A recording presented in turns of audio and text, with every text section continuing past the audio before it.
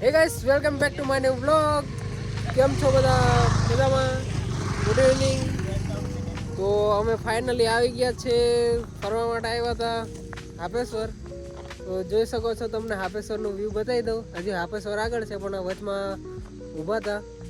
તો જોઈ શકો છો, તમને બતાવી દઉં પાછળનું વ્યૂ કેવું છે. જોઈ લો કેવું છે બાકી.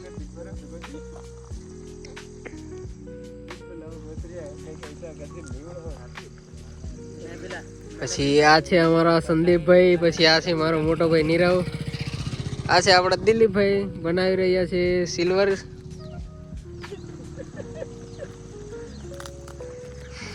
હવે એક જ બાઇક પર 4 જણા આવ્યા છે. આવા કોઈ ભાઈબંધ જોયા છે? કોઈ નથી જોયા ને? બધા આવી જ જવાનું, 4 બેહીને આવી જ જવાનું. પણ તમે મારો વિડીયો જોતા હોય ને તો બધા આવી જાજો. લોકેશન છે હાપેશ્વર, કડીપાણીથી આગળ. તો કવાડથી કેટલું 22 કિલોમીટર જેવું પડે છે.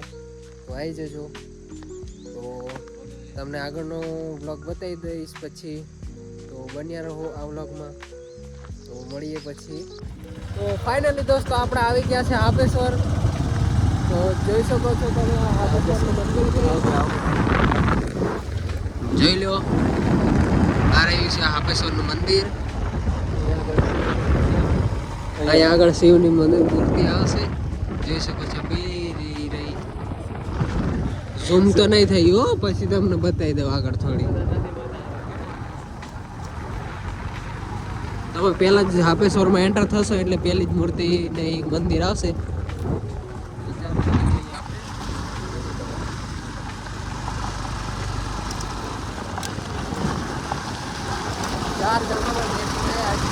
એટલા મોટા ઢાળો આવે ને, નાના થોડ નહીં, મૂકા કાઢતા છે. અહીંયા ચાલે તો ચાલે, પછી ગાડીઓ ચાલે માંડ ચાલે. તો દેખાડો આ રહી, જોઈ લે. અરે જોઈ શકો છો, આવી ગયા છે આપણે. हम इधर फोटो खींचने वाले, हम इधर फोटो शूट कर रहे हैं गाइस. गाइस तो હવે અમે ફાઇનલી પહોંચી ગયા છે. આ રહ્યા હાપેશ્વર. જોઈ લો, આવું છે હાપેશ્વરનું વ્યૂ. આપણે આ બધા આવી ગયા છે, આવેલા છે હાપેશ્વર. અચ્છા હાપેશ્વર. તો આપણે ફાઇનલી આવી ગયા હવે હાપેશ્વર. तो જોઈ શકો છો गाड़ी चलावा वाले ની हालत. अपन ड्राइवर है गाइस, हम इधर के जाने पहचाने ड्राइवर में से एक ड्राइवर है.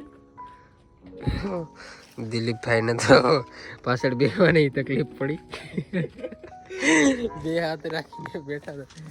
તો ચલો તમને પછી બતાવું બીજું. ફોટા પાડી લઈએ હવે.